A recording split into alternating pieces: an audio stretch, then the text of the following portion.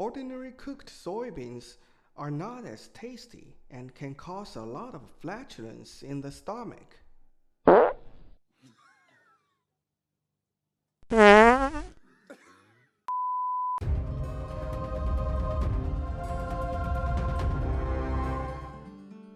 Hello everyone, welcome to Historically Accurate. In ancient times, due to limited production level, it was always a challenge for human beings to feed themselves. People around the world have gradually developed their own dietary cultures based on their environmental resources.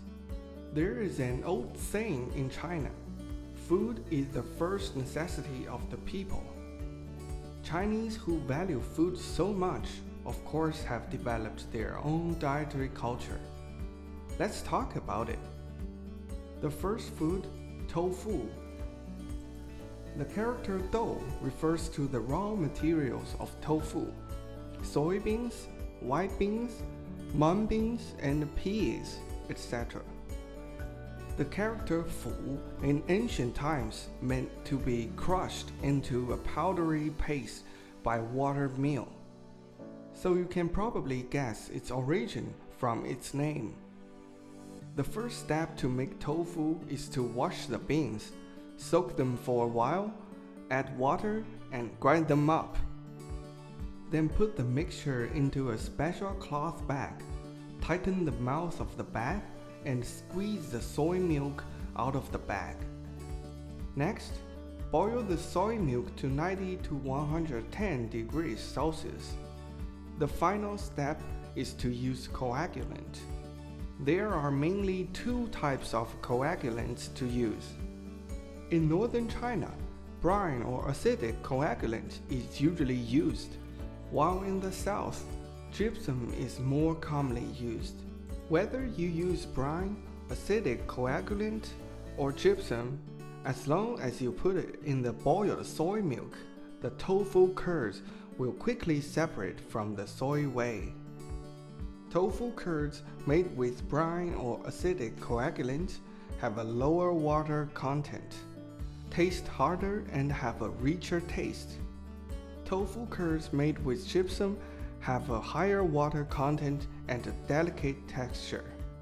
After the tofu curds separate from the soy whey, we need to move them to a cloth-covered container and wrap the tofu curds with the cloth. Then we put a wood board on the top and squeeze out the water.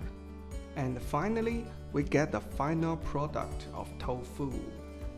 The key to making tofu is using coagulant. But how was such a strange method discovered? The most popular theory is this. In the Han Dynasty, there was a prince named Liu An who was keen on alchemy. The late Qin and early Han emperors and royals favored amateur activities. He accidentally spilled some brine into the soy milk and found that the curds were edible. So he invented tofu. Tofu is extraordinary for the Chinese. In ancient times, unlike what we do today, people couldn't eat meat whenever they wanted, and their methods of protein supplementation were very limited. While legumes such as soybeans have 36% protein content, which is twice as high as protein content of meat, and are much cheaper. However, ordinary cooked soybeans are not as tasty and can cause a lot of flatulence in the stomach.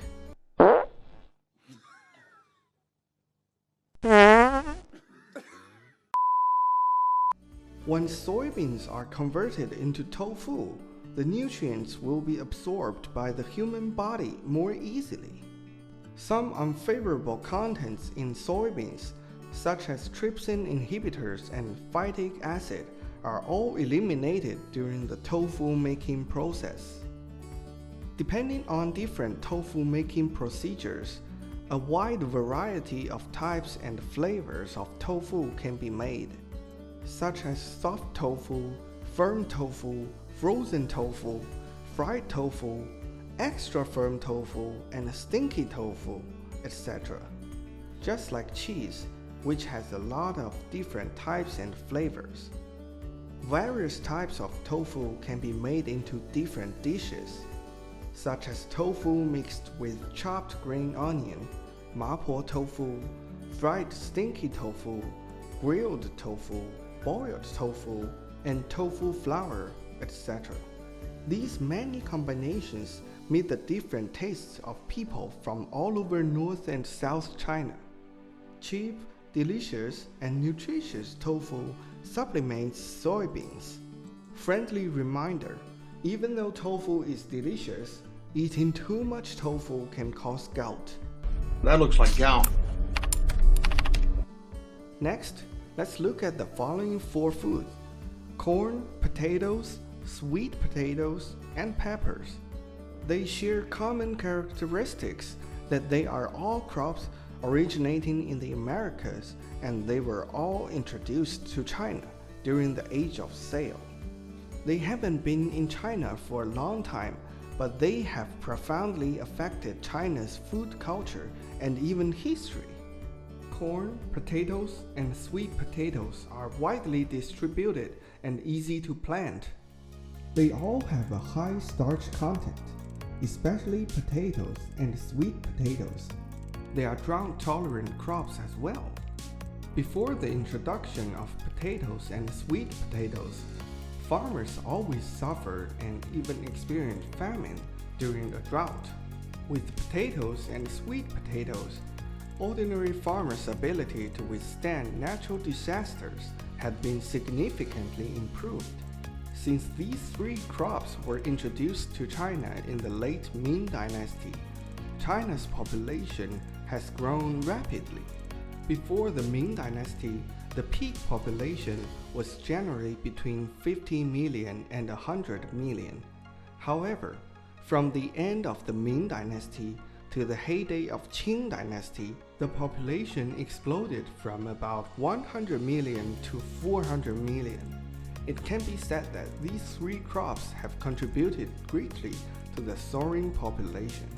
After corn, potatoes, and sweet potatoes were introduced to different parts of China, various cooking techniques have been continuously developed.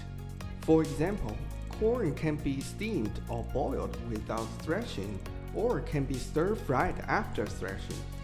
Corn can also be ground into corn flour, which can be made into different types of corn pancakes and corn bread, etc.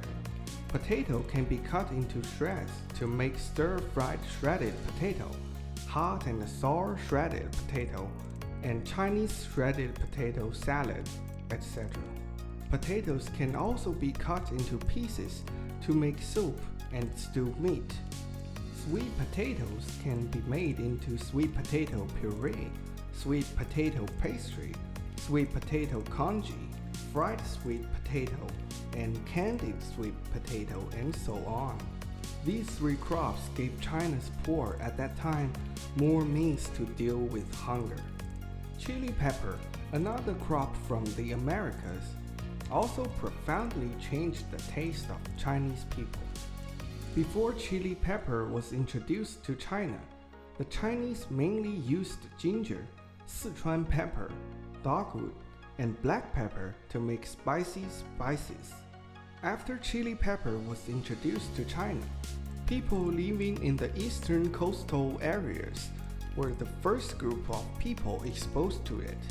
However, they were not really interested in this new crop. When chili pepper was introduced to other provinces such as Hunan, Guizhou, and Sichuan, locals loved it because chili pepper was easy to grow, cheap, and rich in vitamins. They also loved the spicy taste of chili pepper. For example, Sichuan, a province where locals love spicy food. Before chili pepper was introduced to Sichuan, locals usually made spicy spices from garlic, ginger, and Sichuan pepper. Since the arrival of the chili pepper, it feels like the last gap in the puzzle has been spelled out. From then on, the numbing and spicy Sichuan cuisine flavor has been created. There are other three provinces which consume a lot of chili pepper: Guizhou, Hunan, and Yunnan. People living in Guizhou love using fermented chili pepper for seasoning, while people living in Hunan prefer chopped chili pepper for seasoning. People living in Yunnan adopt the ways of consuming chili pepper of all the other three spicy provinces, but their tolerated spicy level seems to be lower than the other three provinces. Eating spicy food is addictive. Although I can't make authentic Sichuan cuisine, when I want to eat spicy food, I still heat the oil, then stir-fry minced garlic, ginger, Sichuan pepper, and chili pepper. Add the vegetable and meat that I want, and sprinkle some salt just before the dish is ready. The dish tastes like Sichuan cuisine a lot. In the past, there was also a saying that those who love spicy food are hot-tempered. In the eyes of people who love spicy food, eating spicy food is a symbol of courage, endurance, and exploration. In fact, this is just a matter of taste. Eating spicy food can be completely trained. For example, Shanghainese people didn't eat spicy food at all in the past. But in recent decades, a large number of people from other regions have poured into this cosmopolitan city, making spicy food a common thing in Shanghai. Some local Shanghainese who never eat spicy food before have developed their love for spicy food. Chongqing hot pot, a local popular food of Chongqing city, has also become popular all over China. It can be said that the spicy taste followed the spicy provincial people who went to work in other provinces and traveled north and south, becoming an indispensable condiment on the Chinese dining table. The crops of the Americas have profoundly influenced the food culture of China and the world. In the future, I will introduce other Chinese food to you. See you next time!